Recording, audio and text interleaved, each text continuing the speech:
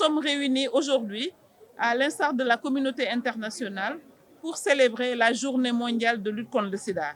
Vous le savez, la Journée mondiale de lutte contre le sida est une journée qui a été mise en place pour se rappeler des personnes qui sont disparues du sida, pour se rappeler des acteurs de la lutte contre le sida, mais surtout pour faire le plaidoyer, pour mobiliser les partenaires, mobiliser les décideurs autour de la thématique du sida. Cette année, cette journée survient en pleine pandémie de la Covid-19. C'est pour ça que l'ONU-SIDA a consacré cette journée à mettre fin aux pandémies, mettre fin aux inégalités d'abord, mettre fin au sida et mettre fin aux pandémies. Et au Sénégal, nous avons voulu axer cette thématique sur comment mettre fin aux inégalités d'accès aux services de prévention et de prise en charge chez les jeunes. C'est pour ça que nous avons demandé à des jeunes de travailler toutes ces dernières semaines à rencontrer des jeunes des écoles, des universités privées, des écoles de formation pour nous offrir ce panel, ces 4 panels auxquels nous avons assisté ce matin. Donc les jeunes nous ont gratifiés d'échanges très importants et lors de cette cérémonie, nous ont fait part de leurs revendications, de leurs recommandations. Et donc nous avons compris, nous les avons entendus, nous avons compris que pour faire des programmes pour les jeunes, il faut être avec les jeunes. Donc nous devons les inclure dans les politiques pour toutes les décisions qui les concernent. Donc c'est ça qui fait aujourd'hui l'innovation de cette journée qui a été préparée par des jeunes, qui a été animée depuis 9 heures du matin par des jeunes et qui a vu la participation de plus de 300 jeunes donc, qui sont venus aujourd'hui nous répondre à notre invitation. Je vais traduire en Wolof. Je voudrais en mon nom et au nom des partenaires techniques qui appuient la riposte contre le VIH vous adresser nos remerciements pour nous avoir associés à cette importante cérémonie. Je souhaiterais aussi adresser nos chaleureuses félicitations à tous ceux qui se sont mobilisés pour organiser cette belle cérémonie sous la coordination de Madame la secrétaire exécutive du CNLS. Mesdames et messieurs, la journée mondiale de lutte contre le sida de cette année se tient à un moment crucial de la lutte contre le VIH, lutte que l'humanité a engagée depuis près de 40 ans, un moment marqué par la persistance de l'épidémie de la Covid qui, au regard de toutes les analyses, a remis en cause les résultats encourageants enregistrés ces dernières années dans cette lutte contre la pandémie du VIH. Dans son message à l'occasion de la journée mondiale, la directrice exécutive de l'ONU-SIDA tire la sonnette d'alarme en ces termes. Les avancées de la lutte contre le sida, qui accusaient déjà un retard, sont confrontées aujourd'hui à des difficultés encore plus grandes. Alors que la crise de la Covid continue de faire des ravages, perturbant entre autres les services de prévention et de traitement du VIH, la scolarisation et le programme de prévention de la violence. Mesdames et messieurs, face à cette situation, la seule solution est de renouveler l'engagement de la communauté internationale et du système des Nations Unies et de tous les autres acteurs afin que les résultats attendus en 2030 soient atteints. C'est pourquoi le système des Nations Unies se félicite des décisions prises par le président de la République, M. Macky Sall, lors de la réunion de haut niveau tenue à Dakar au début du mois de novembre 2021. Cette réunion qui a vu la participation d'éminentes personnalités de la riposte contre le VIH est de nature à entretenir l'espoir d'une plus grande collaboration entre les leaders mondiaux pour relever les défis. Mesdames et messieurs, nous avons appris de la riposte contre le VIH et même des épidémies de manière générale que les inégalités au sein de la société constituent le terreau dans lequel s'enracinent les problèmes de santé. Nous devons nous engager de toutes nos forces et avec les moyens nécessaires pour résorber, voire éradiquer ces inégalités. Les difficultés qu'éprouvent nombre de nos concitoyens pour accéder aux services de santé, ils ont été cités, les transports, en particulier aussi la nutrition, à l'éducation et aux opportunités d'emploi sont de véritables causes de leur vulnérabilité. Et nous avons aussi, par exemple, vu l'accès limité des enfants au traitement au moment où le traitement est disponible et au moment où le traitement est gratuit.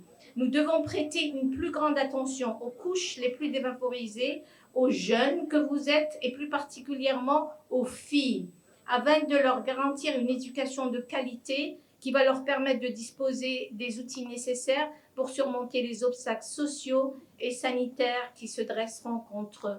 C'est tout le sens aussi de l'initiative Éducation Plus, dont l'objectif est de favoriser l'accès des filles et des jeunes femmes en particulier à une éducation secondaire de qualité pour réduire leur vulnérabilité face à l'infection au VIH et face aux autres problèmes en matière de santé de la reproduction. Le renforcement du leadership de la femme est une condition nécessaire pour accélérer le mouvement vers l'accès universel à la prévention, au traitement et aux soins. Mesdames et messieurs, je voudrais conclure en vous réitérant l'engagement du système des Nations Unies à poursuivre aux côtés du gouvernement du Sénégal tous les efforts nécessaires en vue d'éliminer le VIH comme problème de santé publique, aussi que le prévoit l'agenda 2030, mais aussi à vous assurer de la poursuite du concours solidaire des Nations Unies pour l'éradication de la COVID-19. Et je vous remercie beaucoup pour votre attention. Mesdames et messieurs, en vos rangs et qualités, chers invités, chers camarades jeunes. Au nom de tous les jeunes, je vous remercie de nous donner la parole ce matin en présence de tous les acteurs de la riposte au sida. Notre présence à cette cérémonie démontre tout l'intérêt que vous portez à la jeunesse, promesse d'une génération sans sida. Chers amis jeunes, nous savons que le rêve se transforme peu à peu en réalité. Nous savons aujourd'hui que nous pouvons vaincre le sida, éliminer cette pandémie pour qu'elle ne soit plus un problème de santé publique. Mais nous savons aussi que la riposte reste difficile, semée d'embûches, de déceptions et d'émotions. La Journée mondiale du sida qui nous réunit aujourd'hui nous rappelle l'importance de notre combat et notre devoir de solidarité pour mettre fin aux inégalités, mettre fin au sida, mettre fin à la COVID-19. L'épidémie du sida dans nos pays, en Afrique, reste une menace de santé publique. Rien que l'année dernière, 150 000 décès liés au sida et 200 000 nouvelles infections ont été recensés dans notre région de l'Afrique de l'Ouest et du Centre. Chaque semaine, plus de 1000 adolescentes et jeunes femmes âgées de 15 à 24 ans sont infectées par le VIH dans la région. Au Sénégal, nous nous réjouissons des avancées significatives que notre pays a enregistrées. Ces progrès sont traduits par des résultats encourageants, notamment une baisse régulière de nouvelles infections de 76%, avec une prévalence de 0,3% et 66% des personnes séropositives qui sont sous traitement ARV. Mais, oui, parce qu'il y a un mais, seuls 51% des enfants vivant avec le VIH ont débuté ce traitement qui leur sauvera la vie. Ces résultats doivent être accélérés. Il nous faut supprimer les barrières qui empêchent tant d'enfants, de jeunes filles et de garçons, d'adolescentes et d'adolescents, d'accéder aux services de prévention et de soins dont ils ont besoin. Mes chers amis, vous le comprenez, je ne peux m'empêcher de penser aux enfants innocents, nés ou vivant avec le VIH, menacés dans leur vie, souvent isolés, parfois orphelins de père ou de mère, recueillis par des parents méritants, mais trop fréquemment défavorisés et manquant de moyens. Ces enfants, pour qui le traitement ARV à portée de main, un traitement gratuit qui leur garantirait une vie sereine et prometteur. Mais qui, faute de quelques billets pour payer leur transport vers l'hôpital et parfois de nourriture pour supporter ce traitement, sont menacés juste dans leur existence. Alors, nous les jeunes, devons-nous nous mobiliser et nous engager contre cette intolérable et criante injustice? Certainement. Et pourtant, je reste sereine, car je sais la générosité de nos concitoyens et je connais la clairvoyance de nos dirigeants qui ne peuvent rester insensibles devant une telle iniquité. Nous avons entrepris au CNLS de hisser la hausse des enfants au rang de cause nationale. Nul doute que les autorités de notre pays accèdent à notre demande. Madame la secrétaire exécutive, mesdames et messieurs les partenaires, nous avons surtout foi en votre engagement. Vous l'avez toujours montré et nous sommes un pays où les défis sont toujours relevés. Nous savons aussi nous mobiliser quand la cause est noble et justifiée. Mobiliser et souder les jeunes filles et garçons, les adolescentes et adolescents que nous sommes, représentons une force structurelle de première importance pour notre santé. Nous serons une arme de premier plan et le fer de lance de la riposte au VIH. Chers amis jeunes, une génération sans sida est à notre portée. Nous l'atteindrons grâce à l'effort de tous. Notre participation est bien sûr nécessaire. Notre rôle fondamental et notre engagement aux côtés du programme sera déterminant. C'est par notre comportement responsable que nous contribuerons à barrer la route au virus. Je vous propose aujourd'hui, ensemble, de construire la victoire annoncée, la victoire contre le sida. Professeur Cheikh Tidiane Ndour, je suis le chef de la division de lutte contre le sida et les IST du ministère de la Santé et de l'Action sociale. C'est vrai que ce point que vous venez de souligner a été souligné par le docteur Thiam. Ce que vous n'avez pas rappelé, c'est que c'est un contexte bien particulier. Ces malades n'ont pas été à mesure d'aller prendre leurs médicaments, c'est parce que c'était en pleine période de Covid.